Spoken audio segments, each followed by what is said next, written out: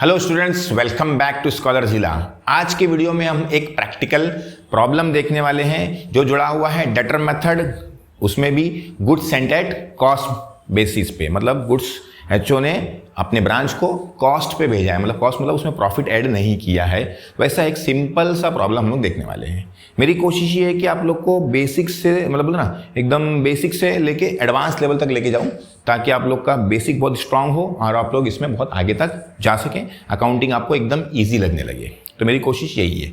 अगर आप लोगों ने पिछला वीडियो नहीं देखा है जिसमें मैंने चैप्टर के बारे में मतलब ब्रांच अकाउंटिंग होता क्या है, उसके क्या क्या टाइप्स है, क्या क्या मेथड्स है, उसके फ़ायदे क्या है, क्यों हम लोग करते हैं, उसके एग्जाम्पल्स वगैरह सब मैंने पिछले वीडियो में बताया है। तो अब पिछला वीडियो आप लोगों ने नहीं देखा है तो आप लोग से रिक्वेस्ट है कि पिछला वीडियो देख ले। मैं आई बटन में आप लोग को उसकी लिंक दे दे रहा हूँ, आप लोग वहाँ से उसको देख सकते हैं। देखेंगे तो बहुत अच्छा होगा और धीरे धीरे आप लोग को समझने में क्या होगी, आसानी होगी। अब आते हैं हम लोग क्वेश्चन के ऊपर। क्वेश्चन जो है बहुत सिंपल है और फिर हम लोग मतलब एक ही वीडियो नहीं बनेंगे, कॉमर्स स्टूडेंट्स के लिए बहुत सारे वीडियोस मैं आगे चल के बनाने वाला हूं। अब ब्रांच अकाउंटिंग पे ले लिया हूं, फिर उसके बाद नेक्स्ट चैप्टर लूँगा, जो भी आप लोग पोल के हिसाब से बोलेंगे उसके हिसाब से, क्योंकि आप लोगों ने कमेंट में करके बताया था कि भाई आप लोग को डायरेक्टली प्रैक्टिकल प्रॉब्लम स्टार्ट करना है, इसलिए मैं आज प्रैक्टिकल प्रॉब्लम ले रहा हूँ। तो चलिए क्वेश्चन पे आते हैं। क्वेश्चन एकदम सिंपल है। आपको ये क्वेश्चन वगैरह चाहिए तो आप लोग मेरा क्या बोलते हैं ऐप डाउनलोड कर सकते हैं, वहाँ से आपको क्वेश्चन मिल जाएंगे, पिछली पीपीटी भी मिल जाएगी। टेलीग्राम पे आप लोग चैनल ज्वाइन कर सकते हैं, सब्सक्राइब कर सकते हैं, और हमारा क्या बोलते हैं व्हाट्सअप पे भी चैनल है, उसको भी सब्सक्राइब कर सकते हैं। वेबसाइट है, वेबसाइट पर भी जा सकते हैं, वेबसाइट पर आपको बहुत सारी नोट्स वगैरह मिलेगी कॉमर्स स्टूडेंट की जुड़ी हुई। चलिए क्वेश्चन पे आते हैं। From the following details prepare Mumbai branch account for 6 month. तो ये जो इन्फॉर्मेशन दी हुई है 6 मंथ्स की दी हुई है, पूरे ईयर की नहीं दी है। तो ये आप लोग ध्यान में रखना कि ये बाद में काम आएगा। कहाँ काम आएगा? अगर कुछ स्टूडेंट्स को पता है तो अच्छी बात है, नहीं पता तो मैं आगे चलकर आप लोग को बताऊंगा। Ended 31 December 2023 after depreciating branch furniture at 20% per annum. साल का पर एनम मतलब होता है साल का, मतलब 12 महीने का 20% है डिप्रिसिएशन। ठीक है, चलिए अब आते हैं हम लोग क्वेश्चन के ऊपर। अब क्वेश्चन समझाने से पहले मैं आप लोग को एक बार पिछला जो फॉर्मेट था उसको मैं आप लोग को रिवाइज कर लेता हूं और एक सिंपल बोलते ना शॉर्टकट देता हूं या लॉजिक चीजें देता हूं आपको, ताकि आप लोग को इसको सॉल्व करने में क्या लगे, बहुत आसान लगे। अब सिंपल लॉजिक मैंने आप लोग को ये बताया था कि भाई अगर कोई भी हम लोग को असेट्स है, ब्रांच के पास कोई भी असेट्स है, तो उसकी असेट्स जो होता है हम लोग का हमेशा उसका क्या बैलेंस होता है, डेबिट बैलेंस होता है। आप लोगों ने 11th-12th में भी पढ़ा होगा और पहले भी पढ़ा, उसके बाद भी पढ़ा होगा। तो असेट्स का बैलेंस क्या होता है, डेबिट। नहीं पढ़ा है तो अभी ध्यान में रखिए, असेट्स का बैलेंस हमेशा क्या रहता है, डेबिट। ये सिर्फ ये चैप्टर के लिए बता रहा हूँ, हमेशा जिंदगी भर के लिए बता रहा हूँ आपको। तो असेट्स का बैलेंस हमेशा क्या रहता है, डेबिट। तो जो भी असेट्स दिखेगी हम लोग को उसका ओपनिंग बैलेंस अगर रहेगा तो कहाँ लिखना है, डेबिट में लिखना है। क्लोजिंग बैलेंस को कहाँ लिखना है, क्रेडिट में लिखना है। किसके, असेट्स के। ठीक है, वैसे ही लायबिलिटी, अब सिंपल सी बात है, असेट्स जो लायबिलिटी का क्या होती है, अपवर्ड होती है, बराबर ना। मतलब लायबिलिटी जो होती है असेट्स का क्या रहती है, अपवर्ड होती है। तो असेट्स का ओपनिंग डेबिट था तो लायबिलिटी का ओपनिंग कहाँ पर रहेगा, क्रेडिट में रहेगा, और उसका क्लोजिंग कहाँ पर रहेगा, डेबिट में रहेगा। मतलब रिवर्स करना है। ठीक है, ये अपना फॉर्मेट था। और भी क्या चीज़ें मैंने बताया था आपको कि भाई अगर हम लोग को ये मेथड का नाम क्या है, डेटर मेथड, बराबर है। मतलब हम लोग हमारी ब्रांच को, हेड ऑफिस अपनी ब्रांच को क्या कंसिडर कर रहा है, एक डेटर कंसिडर कर रहा है, मतलब एक कस्टमर कंसिडर कर रहा है जिसको वो लोग क्या करते हैं, गुड्स उधारी पे बेचते हैं। ठीक है, तो डेटर एक इंसान होता है, इसलिए हम लोग यहाँ पे रूल लगाएंगे रिसीवर और गिवर वाला। तो हम लोगों ने 11 में पढ़े थे, गोल्डन रूल जिसको बोलते हैं, debit the receiver, credit the giver. तो यहाँ पे अगर ब्रांच को सोचने का, किसके बारे में सोचने का, ब्रांच। अगर ब्रांच रिसीवर है उस ट्रांजेक्शन के अंदर, ब्रांच ने रिसीव किया है तो कहाँ लिखना है, डेबिट में लिखने का है, क्योंकि डेबिट द रिसीवर। अगर ब्रांच गिवर है, मतलब वो चीज़ ब्रांच दे रहा है, किसको देगा, हेड ऑफिस को, तो कहाँ लिखना है, उसको क्रेडिट में लिखना है, बस। लेकिन याद रखना ये जो अकाउंट है वो कौन बना रहा है, हेड ऑफिस बना रहा है। हाँ, कौन बना रहा है, मतलब in the books of head office लिखना रहेगा हम लोग यहाँ पे, और नीचे लिखना पड़ेगा ब्रांच अकाउंट। ठीक है, वो मैं लिख देता हूँ आप लोग के लिए, लेकिन पहले आप लोग को समझ लीजिए। ठीक है, तो जो भी ट्रांजेक्शन में अगर ब्रांच रिसीवर है, मतलब ब्रांच ने रिसीव किया है तो डेबिट में, और अगर ब्रांच ने गिवर, ब्रांच ने दिया है किसको, हेड ऑफिस को, तो कहाँ लिखना है, आप लोग को क्रेडिट में लिखना है। बस इतना सा लॉजिक है, ज़्यादा डिटेल नहीं है। अगर आप लोग को पिछला देखना है तो ये देखो, यहाँ पे मैंने आप लोग को पिछले क्वेश्चन में बना के बताया था कि असेट्स डेबिट में आ गई, ओपनिंग, क्लोजिंग क्रेडिट में आ गई, लायबिलिटी ओपनिंग डेबिट में आ गई, क्लोजिंग क्रेडिट में आ गई। फिर यहाँ पे गुड्स सेंट टू ब्रांच, मतलब ब्रांच को गुड्स मिला, ब्रांच रिसीवर है, ब्रांच को कैश मिला, बराबर है।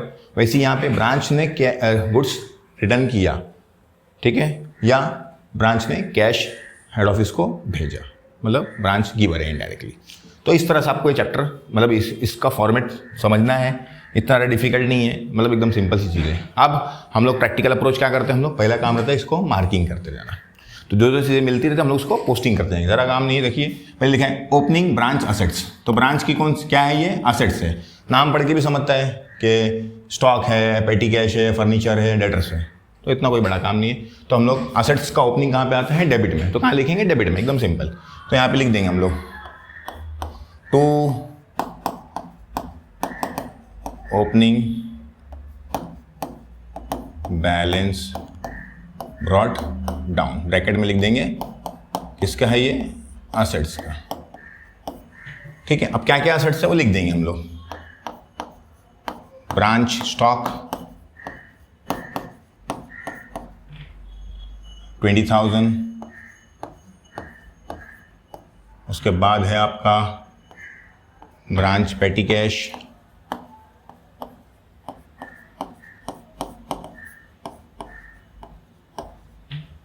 6,000,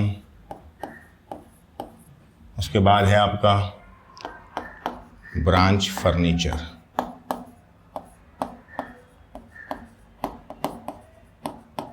वो दिया है आपका 26,000, उसके बाद है ब्रांच डेटर्स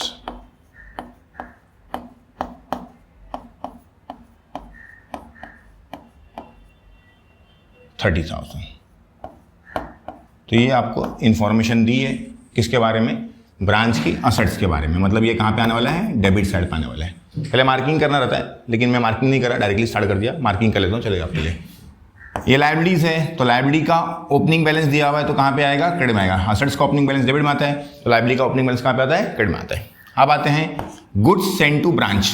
मैंने आपको अभी बताया था कि ब्रांच को अगर मिलेगा तो कहाँ लिखना है आप लोग को, डेबिट में लिखने का है। और ब्रांच ने अगर दिया है, ब्रांच से मतलब जा रहा है किसको, हेड ऑफिस को, तो कहाँ लिखना है, क्रेडिट में लिखना है। तो ये गुड्स सेंड टू ब्रांच मतलब ब्रांच को गुड्स मिला है इनडायरेक्टली, तो कहाँ पे आने वाला है, ये डेबिट में। पेटी कैश सेंड टू ब्रांच, तो ये भी कहाँ पे आएगा आप लोग के, डेबिट में, क्योंकि ये भी ब्रांच को मिल रहा है पैसा। अब आते हैं branch expenses paid by head office. तो ये ब्रांच का खर्चा किसने भर दिया है, हेड ऑफिस ने भर दिया है, मतलब ना। तो इनडायरेक्टली क्या हो गया, ब्रांच को पैसा मिल रहा है, तो कहाँ लिख देंगे आप लोग, डेबिट में, क्योंकि ब्रांच का खर्चा था लेकिन भरा किसने, हेड ऑफिस ने। तो इसका इनडायरेक्टली मतलब क्या है कि हेड ऑफिस ने ब्रांच को पैसे दिया। ठीक है, remittance receive from the branch. अभी क्या लिखा है, remittance receive from the branch, मतलब ब्रांच ने पैसा भेजा, मतलब ब्रांच ने पैसा दिया है। तो यहाँ पे ब्रांच क्या है, गिवर है। तो गिवर का ट्रांजेक्शन कहाँ पे आता है, जब ब्रांच गिवर आता है तो कहाँ पे लिखना था हम लोग को, क्रेडिट में। ठीक है, रेमिटेंस का मतलब होता है पैसा, रेमिट क्या मतलब पैसा भेजा, किसने भेजा, ब्रांच ने हेड ऑफिस को भेजा है। लिखा भी है remittance receive from the branch, branch से पैसा हम लोग को मिला, तो मतलब ब्रांच गिवर है, तो इसलिए उसके अकाउंट के क्रेडिट में लिखना है। अब closing balance of assets, opening balance debit हुआ था, तो क्लोजिंग बैलेंस कहाँ पे रहेगा, क्रेडिट में रहेगा, बराबर है। यहाँ पे एक चीज लोग भूल जाते हैं, वो बहुत इंपॉर्टेंट है, वो मैं आपको आगे चल के बताता हूँ क्या इंपॉर्टेंट पॉइंट है जो भूल जाता है और जल्द गलती करते हैं स्टूडेंट्स। नेक्स्ट लिखा है क्लोजिंग बैलेंस ऑफ लायबिलिटीज, तो ये कहाँ पे आ जाएगा, डेबिट में आएगा, क्योंकि ओपनिंग बैलेंस लायबिलिटी का क्रेडिट में था, तो क्लोजिंग बैलेंस कहाँ पे रहेगा, डेबिट में रहेगा। बस अब क्या करना है आप लोग को, पोस्टिंग स्टार्ट कर देना है। खाली नोटिस ये रखना है कि असेट्स का ओपनिंग यहाँ आना चाहिए, क्लोजिंग यहाँ आना चाहिए, लायबिलिटी का ओपनिंग स्टार्टिंग में रहना चाहिए और क्लोजिंग यहाँ पे रहना चाहिए एंड में। तो वो चीज़ें ध्यान में रखना, बाकी चीज़ें आप लोग को पोस्टिंग करते जाने का। तो चलो स्टार्ट करते हैं। सबसे पहले था ओपनिंग ब्रांच असेट्स, मैंने लिख दिया यहाँ पे opening branch.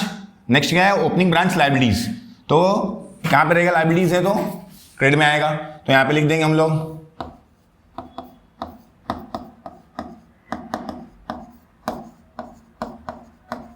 Balance brought down.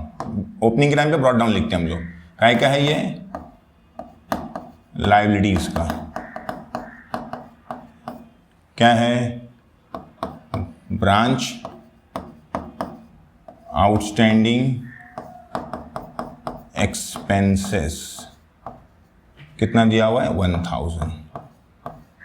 तो ये आपका आ गया इसकी पोस्टिंग। नेक्स्ट लिखा है goods send to branch, branch को गुड्स मिल रही है, तो यहाँ पे डेबिट में लिख देंगे हम लोग। तो यहाँ पे लिख देंगे to goods send to branch, कितना है वो अमाउंट, 1,80,000। नेक्स्ट है आप लोग का पेटी कैश सेंड टू ब्रांच, मतलब ये भी क्या हो रहा है, ब्रांच को मिल रहा है, तो इनडायरेक्टली ब्रांच के यहाँ पे डेबिट में आएगा। तो यहाँ पे लिख देंगे हम लोग टू कैश अकाउंट, बराबर है। कैश अकाउंट में क्या है पहले, पेटी कैश। कितना है पेटी कैश का अमाउंट, 16,000, बराबर है। नेक्स्ट है हम लोग का branch expenses paid by the head office. Branch के खर्चे कौन भर रहा है, हेड ऑफिस भर रहा है। तो इनडायरेक्टली मतलब हेड ऑफिस ने ब्रांच को क्या दिया, पैसे दिया है। तो कहां लिखना है, डेबिट में। तो यहां पे लिख देंगे ब्रांच एक्सपेंसेस। कितना है ब्रांच के एक्सपेंसेस, 34,000। रूल याद रखना है, अगर कोई भी पैसा या कोई भी चीज ब्रांच को मिल रही है तो ब्रांच के यहां पे लिखना है, डेबिट में लिखना है। और अगर कोई भी चीज या कोई भी पैसा ब्रांच दे रहा है किसको, हेड ऑफिस को, तो कहां लिखना है, उसको क्रेडिट में लिखने का। तो ये हो गया यहाँ पे। नेक्स्ट लिखा है remittance receive from the branch, मतलब ब्रांच से पैसा मिला तो इनडायरेक्टली मतलब क्या हो रहा है, ब्रांच दे रहा है तो ब्रांच के यहाँ पे आएगा, क्रेडिट में आ जाएगा।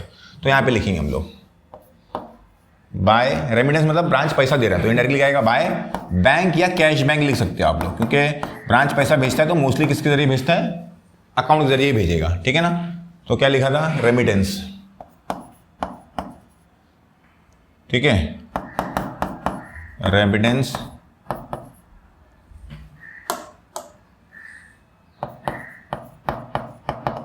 Received from branch. कितना है, 2,32,800। नेक्स्ट है आप लोग का क्लोजिंग ब्रांच असेट्स। तो ये क्या है आप लोग का, असेट्स का क्लोजिंग बैलेंस है। तो यहां पे हम लोग लिखेंगे by balance, closing balance, sorry, by closing balance carried down. काय का है ये, असेट्स का। असेट्स का ओपनिंग डेबिट में, तो क्लोजिंग का भी लिखना है, क्रेडिट में लिखना है। क्या क्या है, ब्रांच स्टॉक। कितना है ब्रांच स्टॉक, 24,000। नेक्स्ट है आपका ब्रांच पेटी कैश। ये रहा ब्रांच का पेटी कैश। कितना है वो, 4,000। नेक्स्ट है आप लोग का ब्रांच डेटर्स।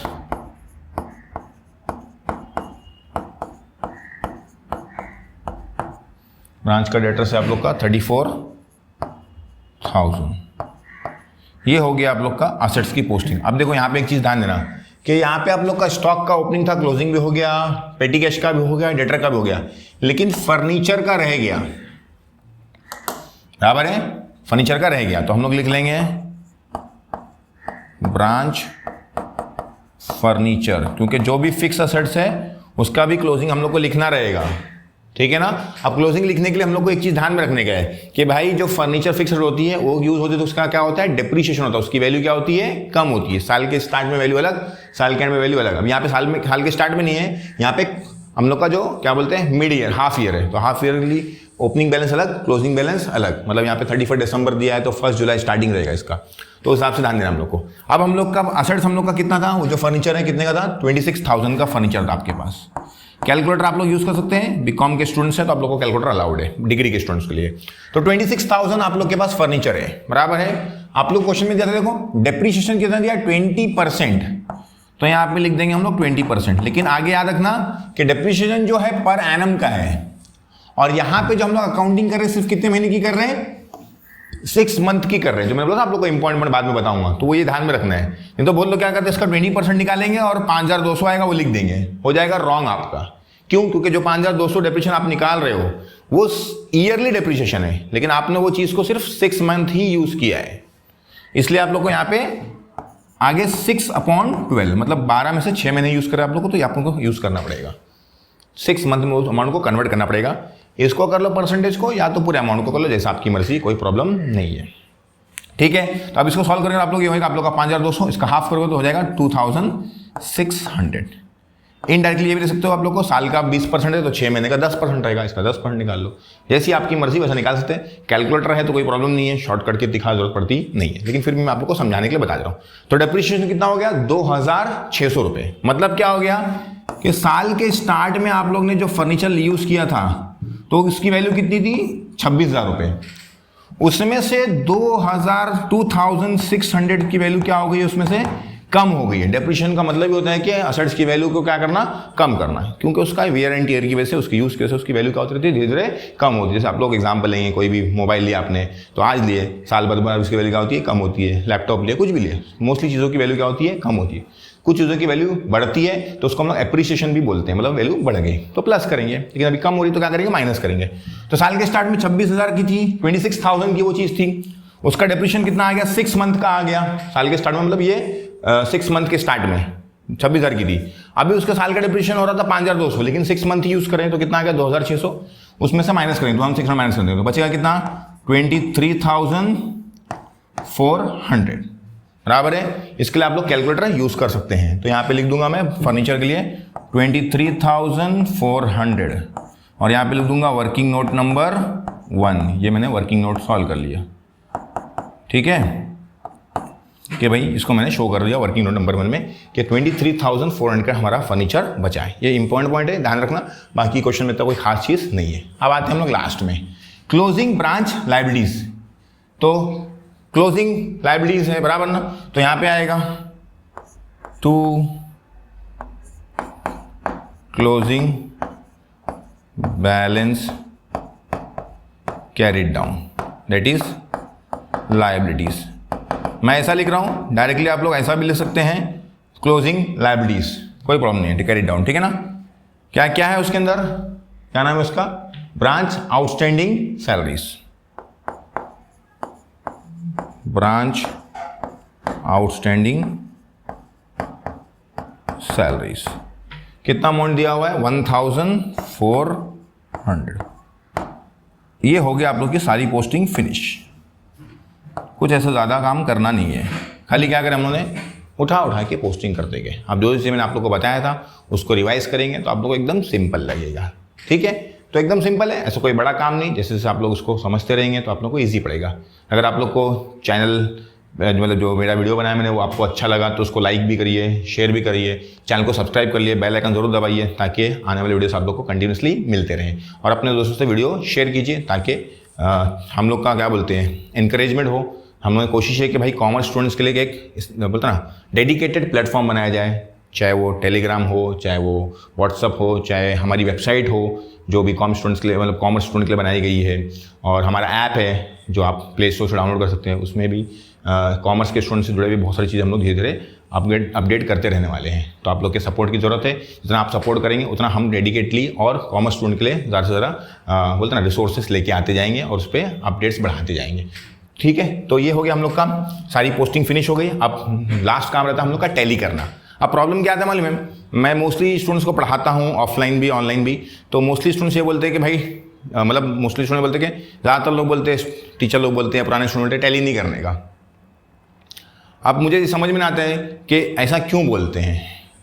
अगर एज ए अकाउंटेंट, मतलब मैं कॉमर्स का बैकग्राउंड का स्टूडेंट हूँ, तो एज ए अकाउंटेंट मेरा काम तो ये टैली करना ही, यही तो मेन मेरा क्या बोलते हैं कंसेप्चुअल चीज़ें हैं। जो मैंने आपको चीज़ें समझाया वो तो नॉन कॉमर्स बैकग्राउंड का भी इंसान क्या करेगा, आके फटाक से कर सकता है। 2 वीडियो देखिएगा तो या 2 बाद लेक्चर देखिएगा तो। फिर कॉमर्स स्टूडेंट्स और नॉन कॉमर्स स्टूडेंट में इतना फ़र्क क्या रहेगा। हम लोग का फ़र्क यही है कि भाई हम लोग उस चीज़ों को एकदम डिटेल में जानते हैं ना। तो अब तो बहुत बड़ा काम तो नहीं है, सिंपल सा काम रहता है। खाली डेबिट साइड, ये आपका डेबिट साइड है बराबर है, और ये आपका क्रेडिट साइड है। यहाँ पे मैंने लिखा नहीं बहुत सारी चीज़ें, यहाँ पे लिख सकते हैं हम लोग। क्या नाम था उसका, मुंबई ब्रांच अकाउंट, क्या था, मुंबई था ना।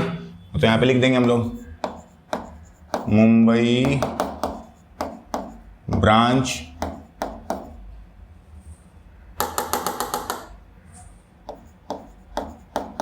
अकाउंट, और यहाँ पे in the books of head office HO, ठीक है, मुंबई ब्रांच अकाउंट। तो अब ये कोई बड़ा काम नहीं है, सिर्फ क्या करना है, डेबिट साइड का टोटल करने का और क्रेडिट साइड का टोटल करने का बराबर। उसके लिए आप कैलकुलेटर यूज कर सकते हैं। आप डेबिट साइड का टोटल करेंगे तो कैलकुलेटर यूज कीजिए तो आप लोग को समझेगा। तो चलिए, टोटल करना कोई बड़ा काम नहीं है, एकदम सिंपल रहता है। पहले डेबिट साइड का टोटल कर लेंगे और फिर क्रेडिट साइड का टोटल कर लेंगे। तो चलिए स्टार्ट करते हैं हम लोग टोटल करना। थोड़ा सा वीडियोस में डिस्टर्बेंस हो सकता है आप लोग को, क्योंकि इलेक्शन का टाइम चल रहा है, तो अलग अलग पार्टीज़ वाले अपनी रैलीज और क्या बोलते हैं वो अपना बोंगा वोंगा लेके रिक्शे वगैरह पे बड़बड़ अपना क्या अनाउंसमेंट वगैरह कर रहे हैं। तो थोड़ा सा मेरे को बियर कर लेना, कुछ ये 10-15 दिन अभी इलेक्शन का टाइम चल रहा है तो वो चलते रहेगा, क्योंकि म्यूनसिपल इलेक्शन चल रहे हैं। बाकी उसके बाद कोशिश ये रहेगी कि वीडियोस को और इम्प्रूव करें। चलिए अब टोटल करते हैं। 20,000 plus 6,000 plus 26,000 plus 30,000 plus 1,80,000 plus 16,000 plus 34,000 plus 1,400। तो यहाँ का टोटल आ गया आप लोग का 3,13,400। ये हो गया डेबिट साइड का टोटल। फिर निकालेंगे हम लोग क्रेडिट साइड का टोटल। 1,000 प्लस 2,32,800, 24,000, 4,000, 34,000 और 23,400। तो ये हो गया आप लोग का 3,19,200। ये मैंने दोनों साइड का टोटल कर लिया हूँ। अब ये टोटल मैंने यहाँ पे लिखा हूँ, ये आप लोगों को लिखना नहीं रहता है, सिर्फ आप लोग को टोटल करना है डेबिट साइड का और क्रेडिट साइड का, ठीक है ना। ये रफ काम है, ये मैंने यहाँ लिखा है, इसलिए लिखा है ताकि आप लोग को समझा सकूँ कि टोटलिंग कैसे करते हैं और टैली कैसे करते हैं। तो यहाँ का टोटल 3,19,000, यहाँ का टोटल 3,14,400 और यहाँ का 3,19,200। अब जो ज़्यादा है दोनों साइड हम लोग को लिख देना रहेगा। तो यहाँ पे भी लिख दूंगा मैं 3,19,200 और यहाँ पे भी लिख दूंगा 3,19,200। दोनों साइड मैंने क्या किया, टोटल किया, जो ज़्यादा था दोनों साइड लिख दिया। अब लॉजिकल सी बात है, यहाँ पे भी 3,19,000, यहाँ पे भी 3,19,000, यहाँ पे कोई बैलेंसिंग आएगा क्या? नहीं आएगा, जीरो होएगा। लेकिन यहाँ पे 3,19,000, यहाँ पे 3,13,000 है, तो दोनों में क्या आ जाएगा? बैलेंसिंग आएगा, क्योंकि दोनों में डिफरेंस है। तो बैलेंस यहाँ पे आने वाला है, बराबर है। अब कैसे आएगा लिखने का, देखो माइनस कर लेंगे 3,19,200 माइनस 3,13,400। तो यहाँ पे बैलेंस आ गया आप लोग का 5,800, ठीक है। तो बस इतना ही काम है। कितना काम है? डेबिट का टोटल करो, क्रेडिट टोटल करो, जो ज़्यादा रहेगा दोनों साइड लिख दो। अब सिंपल, जहाँ पे डिफरेंस है वहाँ पे क्या आ जाएगा? बैलेंस आएगा। तो यहाँ पे डिफरेंस नहीं है, यहाँ पे डिफरेंस है, तो बैलेंस आ गया। तो इस बैलेंस को हम लोग बोलते हैं to general profit and loss account, बराबर है। अब क्या, जब हम लोग प्रॉफिट एंड लॉस अकाउंट बनाएंगे फिर उसमें लिख देंगे कि भाई हम लोग को ब्रांच, मुंबई ब्रांच से क्या हो गया है? प्रॉफिट हो गया है। अब फायदा क्या हो गया कि अगर समझो हमारे हमारे हेड ऑफिस है, उसके 10-12 ब्रांचेस हैं, तो हर ब्रांच का हम लोग को प्रॉफिट हो रहा है कि लॉस हो रहा है, कितना पैसा उन लोग को दिए, कितना, सब हम लोग को ब्रांच वाइज मिलेगा। इसलिए ब्रांच अकाउंटिंग की जाती है। इसका बहुत बेनिफिट है और बहुत हम लोग उस पर कंट्रोल वगैरह कर सकते हैं। उसके बारे में उन्होंने पीछे वीडियो में डिस्कस करते कि ब्रांच अकाउंटिंग के फायदे क्या क्या हैं। तो वीडियो आप लोग को अच्छा लगा हो तो लाइक, कमेंट और शेयर जरूर करें। कमेंट आप लोग को करना है कि भाई अगला वीडियो हम लोग को क्या बोलते हैं, प्रैक्टिकल प्रॉब्लम्स जो है गुड्स सेंटर कॉस्ट वाला ही करना है कि थोड़ा एडवांस लेवल तक हम लोग को, जैसे गुड्स सेंटर इनवॉइस प्राइस कराना है, जैसा आप लोग बोलेंगे वैसा आप लोग को अच्छा लगता है आप लोग कमेंट करिए। वीडियो भी कैसा लगा, उसके ऊपर भी कोई इंप्रूवमेंट चाहिए, आप लोग को कुछ चेंजेस चाहिए, तो आप लोग कमेंट करके बोल सकते हैं। वीडियो के देखने के लिए आप लोग को बहुत बहुत शुक्रिया। मिलते हैं अगले वीडियो में।